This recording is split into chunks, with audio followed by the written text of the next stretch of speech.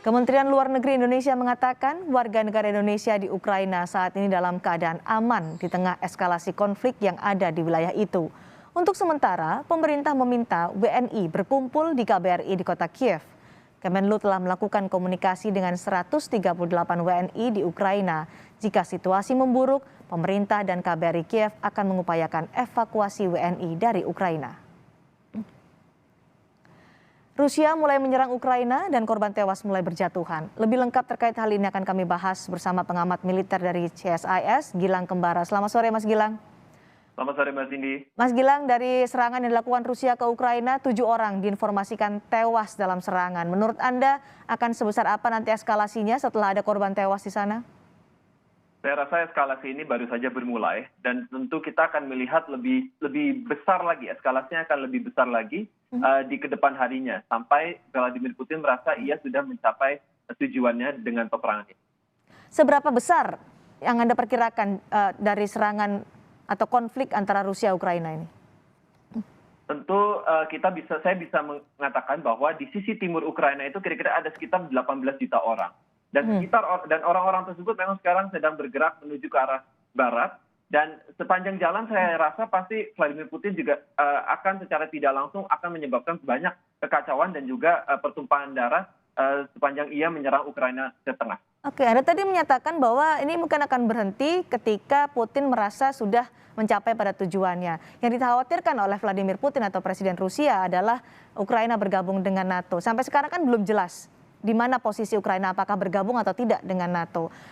Alasannya kemudian dipertanyakan adalah mengapa meskipun belum ada kejelasan bergabung atau tidak, Rusia atau Putin masih terus melancarkan serangan ke Ukraina.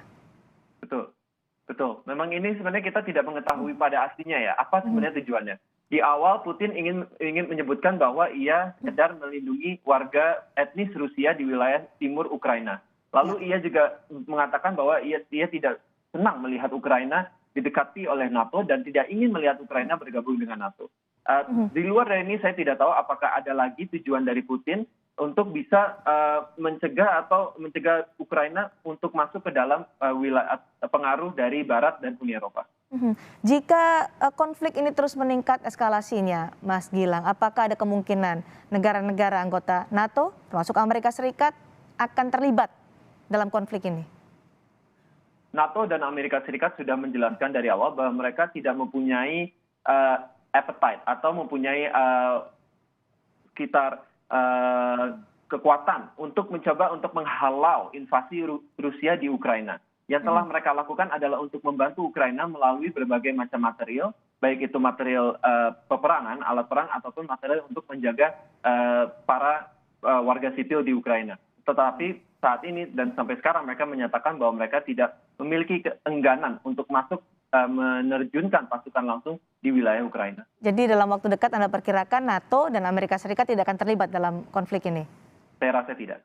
Oke, dalam serangan yang dilakukan oleh Rusia, Presiden Ukraina menyatakan kalau mereka diserang, maka Ukraina akan membela diri. Seberapa besar potensi konflik ini akan terus membesar dengan ada pesan dari Presiden Ukraina ini soal pembelaan diri? Saya rasa dari pihak warga Ukraina itu sendiri ada suatu rasa yang besar untuk mencoba untuk menghalau dan mempertahankan wilayahnya sendiri. Memang Ukraina dan Rusia itu kurang lebih adalah satu bangsa yang kurang lebih sama, yang similar. Tetapi ada rasa nasionalisme yang cukup besar dari bangsa Ukraina itu sendiri untuk menjaga kemerdekaannya dan tidak masuk ke dalam pengaruh dari Rusia. Oke, nah kalau tadi Anda menyebut eskalasi konflik ini akan membesar meskipun NATO dan Amerika Serikat dalam waktu dekat mereka tidak akan terlibat dalam konflik ini. Tapi apakah konflik ini hanya terjadi di wilayah Ukraina saja atau melebar ke wilayah lain di sekitar Rusia dan Ukraina? Memang sejauh ini kita lihat bahwa konflik ini terkonsentrasi di cukup banyak wilayah di Ukraina ya. Kita melihat masuknya pasukan Rusia dari sisi timur di area Donbas. Kita juga melihat adanya serangan di area kota Kharkiv, kota kedua terbesar Ukraina. Dan juga kita melihat adanya serangan amfibius dari sisi Laut Hitam dan juga Laut Azov ke kedua kota besar, yaitu Mariupol dan juga Odessa. Dan kita melihat ada juga pergerakan unit-unit Rusia yang dipasang di sekitar perbatasan Ukraina dan Moldova di suatu wilayah yang dinamakan sebagai Transnistria, suatu wilayah pecahan dari Moldova yang didukung oleh Rusia. Jadi memang secara garis besar kita melihat bahwa Ukraina memang sudah dikepung hampir seluruhnya dari sisi utara, dari sisi selatan dan juga dari sisi timur dengan pasukan Rusia. Dan memang kalau kita lihat ini semua mereka akan bertemu mungkin di titik tengah Ukraina, yaitu di sekitar sungai Dnieper yang membelah sisi timur Ukraina dengan sisi barat. Dan kita harus mengingat bahwa di sisi timur Ukraina itu mayoritas orang-orangnya, walaupun berbangsa Ukraina, walaupun beberapa dinyatakan sebagai warga Ukraina, tetapi mereka mempunyai etnisitas Rusia atau merupakan orang yang dapat berbahasa Rusia. Di sisi barat sungai Dnieper itu lebih banyak warga yang berbahasa Ukraina dan juga merasa dirinya lebih sebagai bangsa Ukraina.